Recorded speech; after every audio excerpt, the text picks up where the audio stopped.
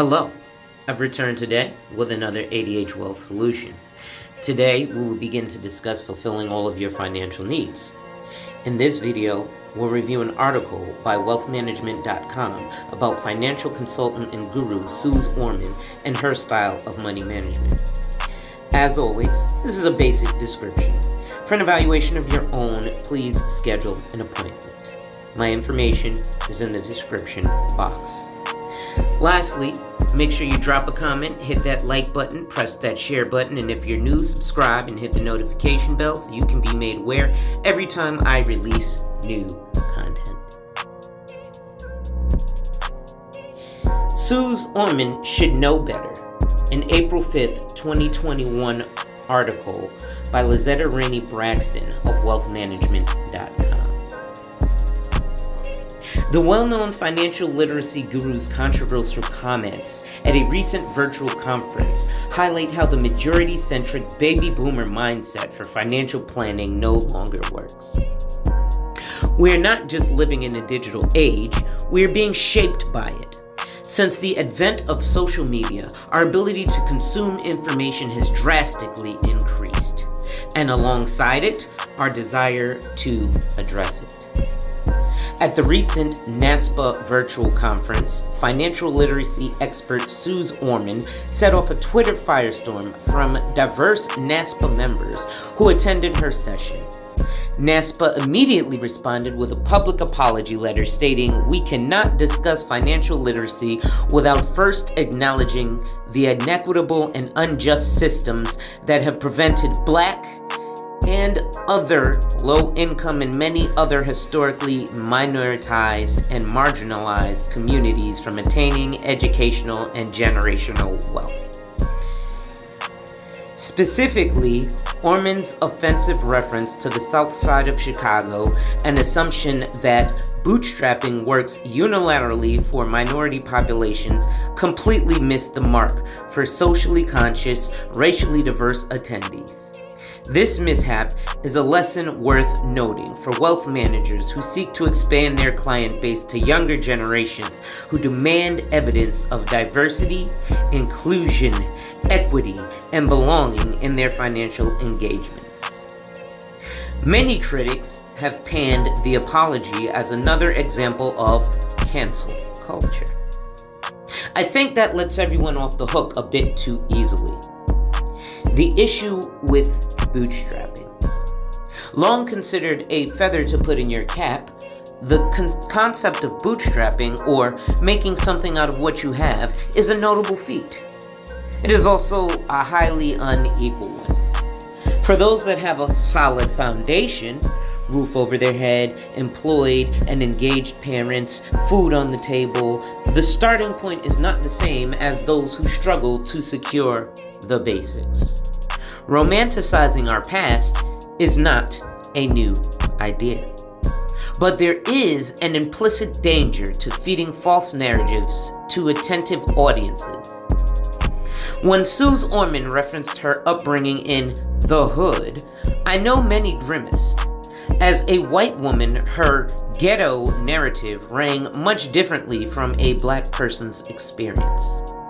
To insinuate that the path to financial freedom is walked primarily through grit and perseverance negates the fundamental work that our profession is built upon. We know the incredible wealth that access to information provides. How critical the transfer of generational wealth can be to giving kin a leg up. How understanding the principles of compound interest or addressing debt can be to our security. And that was just the beginning. Addressing the toxic corporate whiteness culture. The concept of putting oneself first is a white-centric mantra afforded only to those with two legs to stand on. Non-white cultures don't subscribe to this. For many first-generation children of immigrants, or immigrants themselves, the desire to provide for their parents and grandparents, as well as aunts, uncles, cousins, and more, is ingrained in them. Pause. This is part of the reason often there's a lot of issues and infighting in the Black community amongst men and women, because we care for everyone in our community. The hashtag NASPA21 Twitter chat, which took place simultaneously, was rife with other examples too.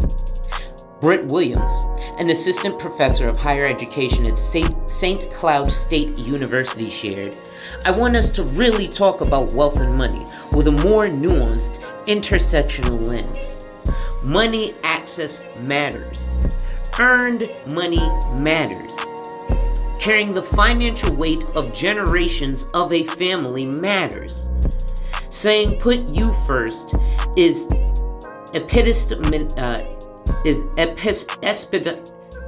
epistemology at odds with many other cultures. As financial planners, we must always be thinking through this critical lens. Our demographics are changing. To better serve our clients and our industry, we must get on board. What younger generations want, need, and deserve." In a recent 2050 Trailblazers podcast, Walter Booker, Chief Operating Officer of Market Council, shared, "Wealth itself is getting more diverse, more female, more cultures, and younger. In fact, minorities already made up 42% of the entire population." So what does this mean? I've seen firsthand how Gen Z and younger millennials are fed up with the current structure. They want and deserve more than what's been handed to them by way of the baby boomer mindset. Wonderfully, this shift is not either or when it comes to your money. It's both and. What's in your control and out of your control. The sooner we crack this code, the better we'll all be. Words to live by. Poet Maya Angelou said, "Do the best you can until you know better. Then when you know better, do better." We've all seen this maturation over the course of the last year in particular. Many with family and friends. Within ourselves as well.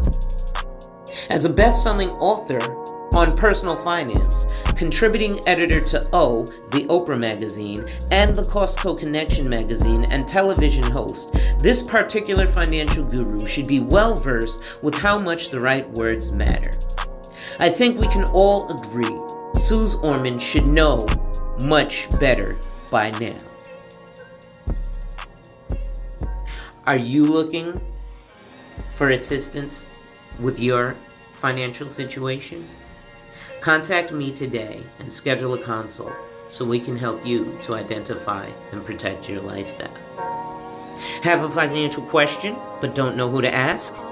Email me at a.hall@cgwealth.financial and your question may be answered on my next live stream.